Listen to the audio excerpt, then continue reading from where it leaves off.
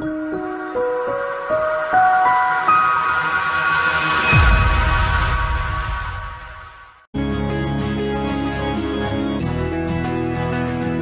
to Hospitality Property School. You are listening to Hospitality Property School with your host, Jerry McPherson.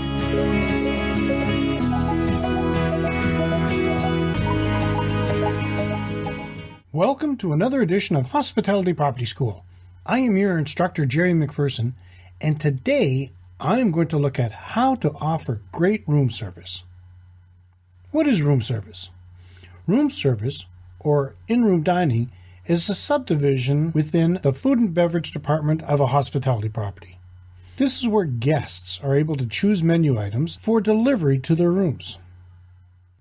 Some advantages of room service include guests enjoy the meals in the privacy of their own room. They can place orders even when the dining area is closed. Food is delivered to the room, therefore it saves time. And guests can stay casual or even in their night clothes while enjoying a meal. Disadvantages of room service? Room service often receives some of the lowest scores on hotel comment cards for reasons that include slow delivery time, lukewarm food, and expensive prices. If you're going to offer room service as an option at your property, it's important to learn successful techniques that you can employ to make your room service program more satisfying for your guests as well as improve your bottom line. If you want to offer room service, you have to do it with flair, quality, professionalism, and confidence. Now here are a list of successful techniques that have worked with many properties. All telephone calls have to be answered with a clear, unhurried voice within 3 rings. If it takes more than 3 rings, an apology has to be offered. All telephone calls have to be answered with room service, good morning, afternoon, evening, how may I help you? A telephone operator functions the same way as a server in a dining room setting. This person is the crucial link between the guest and the kitchen and is in a perfect situation to sell. Keeping the phone operators in the know on specials and what dishes will not be available will help streamline the ordering process. Phone operators should also taste the menu items in order to be able to make suggestions the guest may not have thought of. The order and room number must be repeated to the guest for clarification. The guest will be advised on the estimated delivery time and thanked for their order.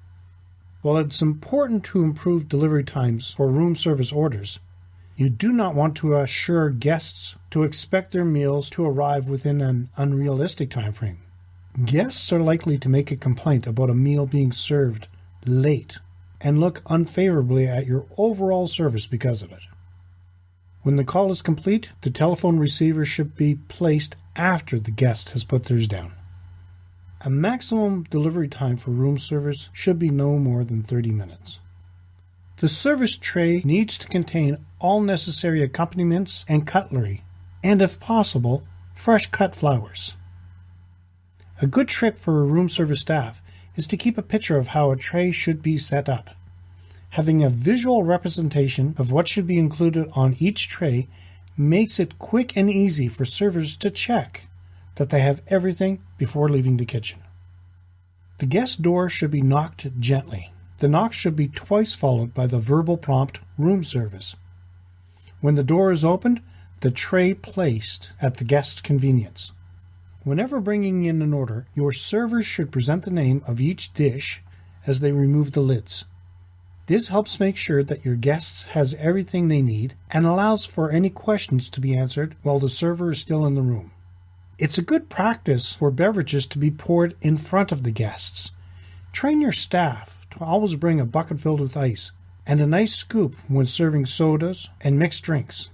If your guests order wine, the corked bottle should be brought to the room for opening and serving.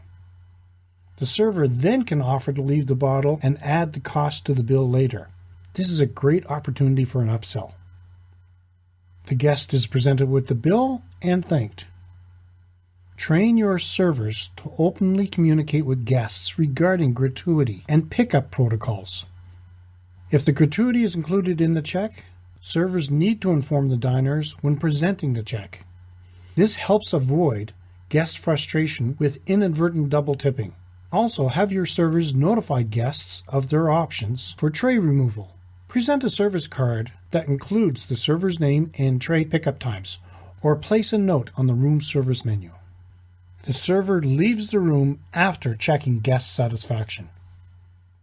The guest should be called 15 minutes later to check to see if they are satisfied and happy with their meal.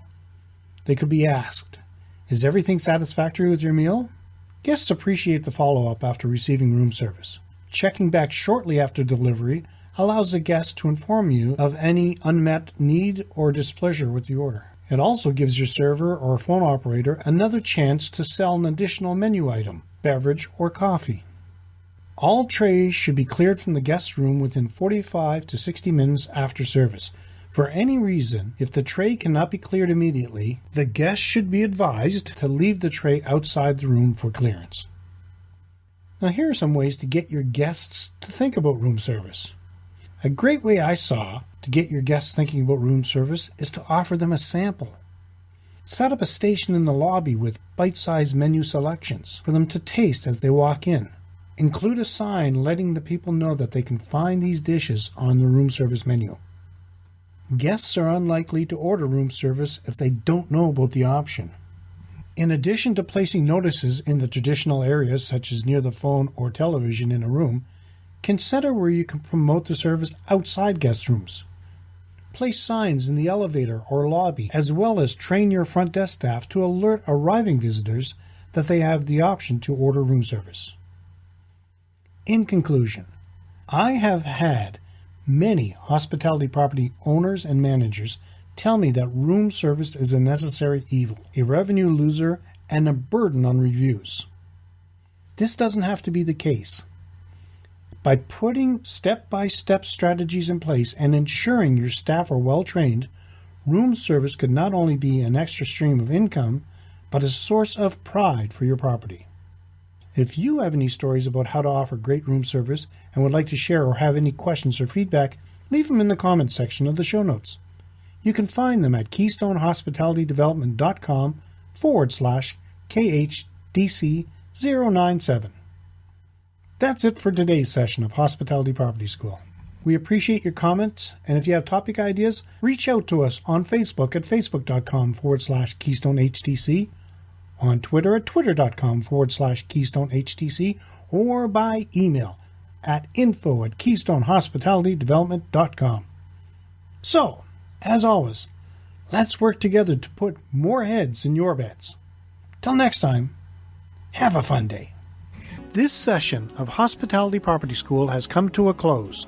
Be sure to subscribe so as not to miss any hospitality property tactics and strategies that will help you find the success you have always dreamed of. And don't forget to rate and review so we can continue to bring you the best content possible. We will see you next time, right here in Hospitality Property School.